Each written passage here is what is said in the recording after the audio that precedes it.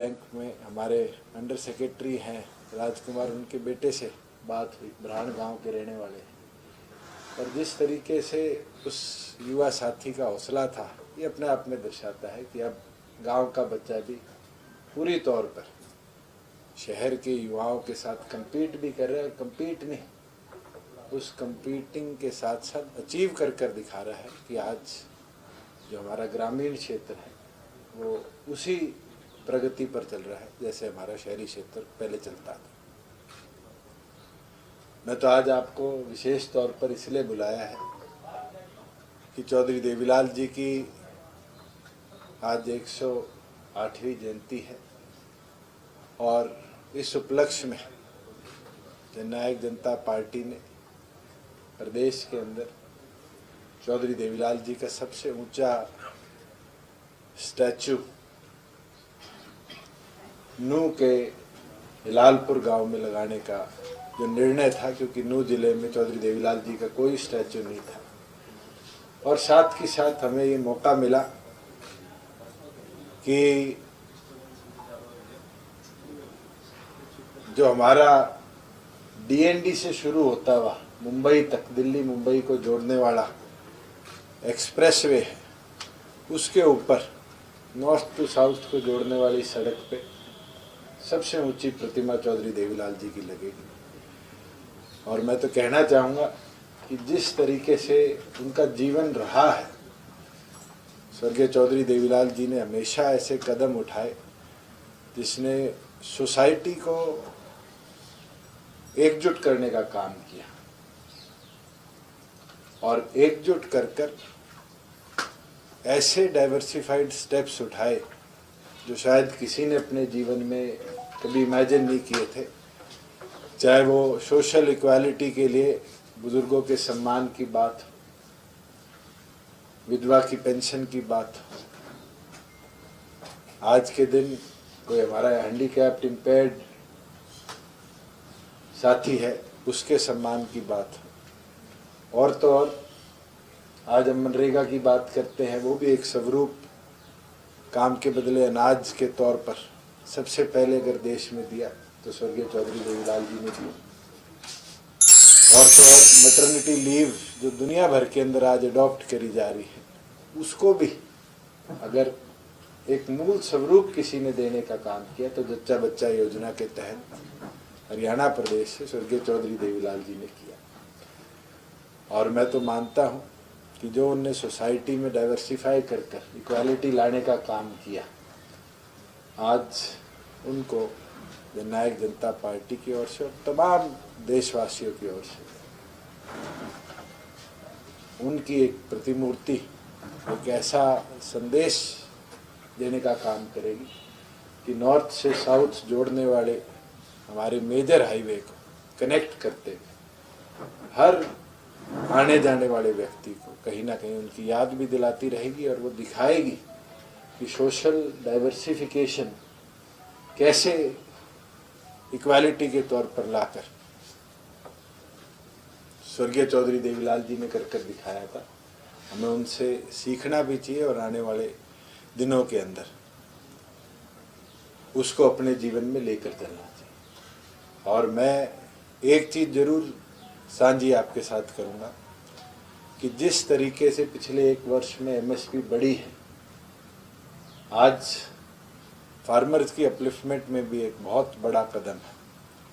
और हम procurement data को कंपेयर कर रहे थे, और प्रोक्योरमेंट डाटा को कंपेयर करते हुए ये सामने आया कि पिछले एक वर्ष की और इस एक वर्ष की प्रोक्योरमेंट के अंदर जो हमारे इजाफा हुआ है एमएसपी बढ़ने से, उससे हरियाणा के किसान के खाते में 1200 से 1300 करोड़ रुपए एडिशनल हमारी सरकार ने पहुंचाने का काम किया।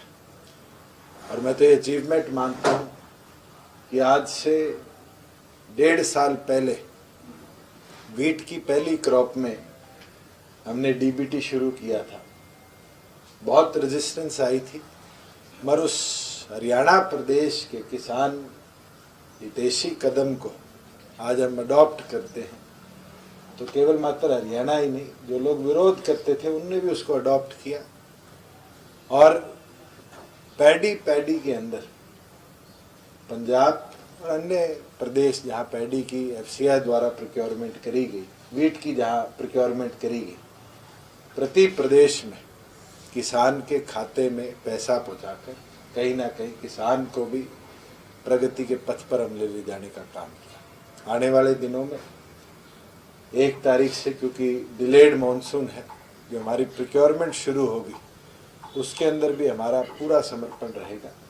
एक एक क्रॉप को एमएसपी पे सरकार ले और लेकर तमाम जो उसकी पूंजी है उसको पिछली बार की तरह उसके खाते में हम टाइमली पहुंचाने का काम करें। इसी सोच के साथ हम स्वर्गीय चौधरी देवीलाल जी को पूरी तौर पर नमन भी करते हैं और ये विश्वास भी रखते हैं कि उनकी जो सोच, उनका जो विजन था, एक एक व्यक्ति इसी तरह उसको अडॉप्ट करता रहे और आज नू से उसको और प्रोग्रेसिव तरीके से हम उनको याद करते हुए आगे ले जाने का काम चौधरी देवीलाल और एमएसपी आज तो फिर कई दिन हो गए थे आपसे मिले।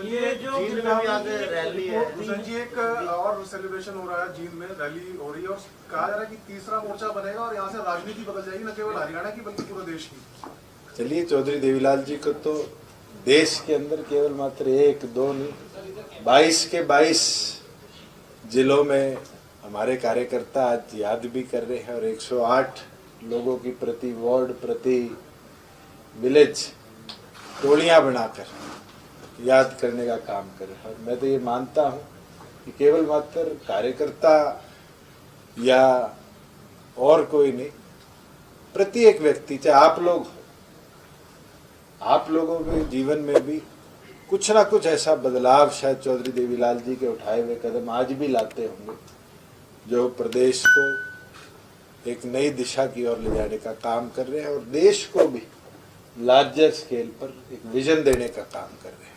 और हमारा तो ये प्रयास है कि राजनीतिक तौर पर स्वर्गीय चौधरी देवीलाल जी को पॉलिटिशियन के तौर पर याद नहीं करे जाते, वो तो अपने आप में एक इंसाइक्लोपीडिया है उन कदमों की जो शायद एजुकेशन एक व्यक्ति के जीवन में ना ला पाए, पर एक्सपीरियंस के माध्यम से बड़े बदलाव के तौर पर स्वर्गीय चौधरी देवीलाल जी ने इस देश के इतिहास में छाप छोड़ने का काम किया था। चाहे वो डॉक्टर भीमराव अंबेडकर जी को कितने वर्षों बाद भारत रत्न के सम्मान से सम्मानित कर कर पार्लियामेंट में उनका स्टैचू लगाकर उस इक्वालिटी को लाने का काम किया। और मैं ये मानता हूँ कि वो छोटे छोटे कदम थे, शायद उनने भी नहीं सोचे होंगे कि वो देश की हिस्ट्री में अपना एक ऐसा छाप छोड़कर जाएंगे कि पीढ़ियाँ उसको याद रखें। देखिए, जो थर्ड फ्रंट की बात की जा रही है जींद में, उसको किस तरह से देखते हैं? मैं तो आज फर्स्ट फ्रंट में बैठा हूँ, मैं क्यों सेकंड और थर्ड फ्रंट की बात करूँ। आज हमारा उद्देश्य और लक्ष्य यही है कि कमेरे को, किसान को, मजदूर को कैसे मजबूती के साथ आगे बढ़ाया जाए, ज़्यादा से ज़्यादा युवाओं को रोजगार कैसे दिया जाए और कैसे जो हमारे प्रदेश की आर्थिक स्थिति है उसको बेहतर बनाया जाए। और 2 साल में डिस्पाइट कोविड, चाहे हमारे जीएसटी डाटा हो, चाहे बड़े कंपनीज की प्रदेश में इन्वेस्टमेंट हो, ये दर्शाता है कि हम उसको सक्सेसफुली अचीव कर रहे हैं। कृष्ण जी, 2 साल लगभग हो जाएंगे, 26 के आसपास में। इस गठबंधन सरकार के एक्सपीरियंस को आप कैसे देखते हैं 2 साल की? मैं आपका धन्यवाद करूंगा, आपने सवाल पूछा, क्योंकि मुझे याद है जब शायद 2 हफ्ते इस सरकार के हुए थे, कई शुभ चिंतक जब कहते थे कि 3 महीने, फिर कहते थे 6 महीने, फिर कहते थे साल, फिर कहते थे उसके 2 महीने, फिर आंदोलन शुरू हुआ कि उसके 2 महीने ये सरकार गिर जाएगी। आज के दिन 22 महीने और शायद 25 दिन इस सरकार, इस गठबंधन को हुए और इस दौरान जितने ऐतिहासिक कदम उठाए गए हैं, उसने इस प्रदेश को एक प्रोग्रेसिव दिशा दी। कई आरोप भी लगे और खुलकर हमने एक एक आरोप का जवाब भी दिया, सामना भी किया। और मैं ये मानता हूं कि हमने ऐसे ड्रास्टिक चेंजेस चाहे हमें लॉ में लाने पड़े जिसने अपराधियों के खिलाफ स्ट्रिंजेंट एक्शन हुआ और प्रदेश के विकास में कहीं कोई सेटबैक देखने का काम नहीं हुआ। और हमारे सामने तो इस सरकार के 22 महीने 25 दिनों में ये कोविड जैसा एक बड़ा चैलेंज रहा, जहां बड़े बड़े देशों की इकोनॉमी हिली, देश की अर्थव्यवस्था को भी वित्त मंत्री कहती है कि हम वापस लेकर आ रहे हैं। मगर प्रदेश के अर्थव्यवस्था के साथ साथ प्रदेश की प्रगति को हमने बेहद अच्छे तरीके से आगे ले जाने का काम किया। और हमारा तो एक ही उद्देश्य है कि प्रदेश इसी तरह प्रोग्रेसिव नेचर के साथ बढ़ता रहे और प्रदेश के आम जन को जो मूल सुविधाएं देने का वादा दोनों पार्टियों का था, टाइमलीनेस के साथ हम दे पाए। ये जो पोजीशन एक परसों प्रेस कॉन्फ्रेंस की थी, उसमें कहा कि ये 2 साल की सरकार, गठबंधन की सरकार, इसमें जेजेपी ने भी अपने घोषणा पत्र का कोई वादा नहीं पूरा किया, बीजेपी ने भी कोई वादा नहीं पूरा किया, और 2 साल इसलिए हमने सरकार को टाइम दिया कि बहुत कुछ हो जाए, इसलिए विपक्ष आपके समक्ष के नाम से वो जनता की जाएगी। मैं तो इतना कांग्रेस के साथियों को बोलना चाहूंगा कि आप दोनों पार्टियों का घोषणा पत्र उठाएं, एक एक मुद्दे पर चर्चा करें। पड़ोस की सरकार जो हमारी है उसमें तो फेरबदल हो गया, 4.5 साल बाद हो गया, और ये कहा गया वादे नहीं पूरे और जनता का भी आक्रोश सामने आया। हमने तो पहले दिन से लेकर, चाहे वो बुढ़ापा पेंशन में 250 रुपए और फिर वित्त वर्ष के अंदर 250 रुपए 500 रुपए की वृद्धि करी, चाहे वो हमारे लीगल सिस्टम के अंदर हिंदी भाषा का इस्तेमाल हो, इसको विधानसभा से अप्रूव कराकर महामहिम राष्ट्रपति के अप्रूवल के लिए भेजा। युवाओं को उसके हिस्सेदारी का रोजगार मिले, 75% कानून कोई रूल्स के तौर पर या पॉलिसी के तौर पर नहीं, एक्ट के तौर पर विधानसभा से लाने का काम किया। महिलाओं को पंचायती राज इंस्टीट्यूशन जो प्रदेश द्वारा संचालित है उसके अंदर 50% हिस्सेदारी हो, बैकवर्ड ए को 8% हिस्सेदारी हो। ऐसे ऐतिहासिक कदम हमारे घोषणा पत्र का हिस्सा थे और एक एक कर हमने उसको अचीव किया। और तो और ठेकेदारी प्रथा तो कोई नहीं छोड़ना चाहता, उसके विरुद्ध भी हमारी सरकार ने दोनों पार्टियों के म्यूचुअल कंसेंट के साथ कॉरपोरेशन बनाने का काम किया है, जो आने वाले समय में युवाओं की एम्प्लॉयमेंट को केवल मॉनिटर ही नहीं करेगा, प्रदेश के अंदर प्रॉपर फॉर्मलाइज तरीके से प्रथा जो कही जाती है, इस प्रथा को बंद करते हुए प्रॉपर एम्प्लॉयमेंट के अवसर देने का काम करेगा और क्वालिटी अनएम्प्लॉयड यूथ को टाइमली एम्प्लॉयमेंट देने का काम करेगा। जिस तरीके से आपने जिक्र किया कि किसानों के लिए बहुत कुछ केंद्र सरकार ने भी किया है और आपकी राज्य सरकार ने भी, लेकिन संयुक्त किसान मोर्चा ने एक बार फिर से भारत बंद का आह्वान किया है। 27 सितंबर को भारत बंद का आह्वान किया। इस देश की संविधान की सबसे अच्छी और खूबसूरत चीज ये है कि सबको बोलने का भी और अपने राइट एक्सप्रेस करने का भी अधिकार है, और उसको केवल मात्र किसान मोर्चा ही नहीं, हम भी समय समय पर एक्सप्रेस करते आए और आने वाले समय में भी मेरे ख्याल से कोई पॉलिटिकल हो कोई सोशल हो व्यक्ति ना रुकेगा। कानून की सीमा में रहकर कोई भी विरोध करे उसका अधिकार है, और मैं ये मानता हूं कि कोई कानून की पालना नहीं करेगा तो सरकार निरंतर कार्रवाई करती रहेगी। पंजाब की घटनाक्रम को किस तरीके से देखते हैं? जिस तरीके से कैप्टन साहब को हटाया गया उसे कहां तक किस तरीके से देख रहे हैं आप? मैं तो इतना बोल सकता हूं कि पंजाब नहीं, अब तो थोड़े पल की बात है कि पहले छत्तीसगढ़ के अंदर आपको टर्मोइल दिखेगा, और जिस हिसाब से कार्रवाई चल रही है पंजाब छत्तीसगढ़ के बाद शायद एक राज्य बचता है राजस्थान, उसमें भी आपको टर्मोइल दिखेगा। और ये कांग्रेस के, मैं मानता हूं, अंत की ओर आखिरी कदम होंगे। जो पार्टी अपनी लीडरशिप पर विश्वास नहीं कर सकती, जिनके नेतृत्व में सरकार में आई, जिनके नेतृत्व में 4.5 साल सरकार चली, वो पार्टी देश के विकास और उन्नति के प्रति नहीं कदम उठा सकती। हुड्डा साहब तो कहते हैं कि मुख्यमंत्री जो है पार्टी जनता चुनती है, पार्टी नहीं चुनती है। क्या मानते हैं कि पंजाब इफेक्ट बोल रहा है? अगर मुख्यमंत्री जनता चुनती है कांग्रेस के अंदर, तो उसका जवाब तो पंजाब है। और मेरे ख्याल से पूर्व मुख्यमंत्री को ये पता चल गया है कि जनता के चुने हुए मुख्यमंत्री को, कांग्रेस के चेहरे को कैसे चंद घंटों के अंदर पंजाब में बदला, और बदल के शायद ऐसे हालात बना दिए कि पूरा स्ट्रक्चर जो है उनकी पार्टी का, वो आने वाले दिनों में हम कोलैप्स होता देखेंगे। और अगर जनता चुनती है कांग्रेस के अंदर मुख्यमंत्री, तो फिर खुलकर कांग्रेस लीडरशिप से वो चर्चा भी कर ले, इसके बारे में देख लेते हैं कि हरियाणा प्रदेश के अंदर भी फिर बचे हुए 29 के अंदर से कोई लीडर ऑफ ऑपोजिशन बन जाए।